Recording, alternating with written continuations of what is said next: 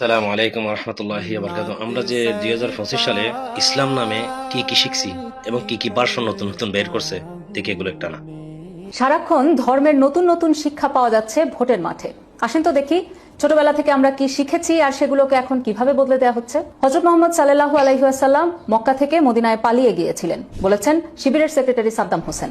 নামাজ, রোজা, হজ, জাকাত এগুলোর চাইতেও বড় ফরজ নেতা নির্বাচন করা। এই কথাটা পাবনা 5 আসনের জামায়াত প্রার্থী ইকবাল হোসেনের। আল্লাহ সিদ্ধান্ত নিয়ে ফেলেছেন জামায়াতকে ক্ষমতা দেবেন, বলেছেন চট্টগ্রাম আসনের প্রার্থী শাহজাহান চৌধুরী। জামায়াতে ইসলামকে একটা ভোট দিলে আপনি 18 কোটি মানুষের নামাজের সওয়াব পাবেন। জামায়াত প্রার্থী আমির হামজার বক্তব্য এটি। এইবার জামায়াতকে ভোট না দিলে আপনার ঈমান থাকবে না, এই কথাটা বলেছেন জামায়াতের এমপি প্রার্থী ডক্টর হিফজুর রহমান। তিনি তামিরুল মিল্লাত কামিল মাদ্রাসার অধ্যক্ষ।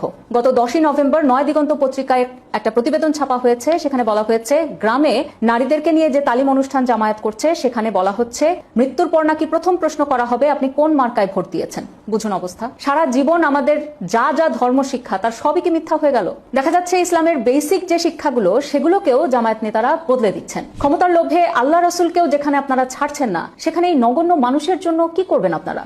এবার দেখছেন তো বাংলাদেশটার কেমনে মারি দিচ্ছে না, কেমনে যে ধর্ম চেঞ্জ করে ফেলতেছে, এটা বুঝে গেছেন তো। ধন্যবাদ।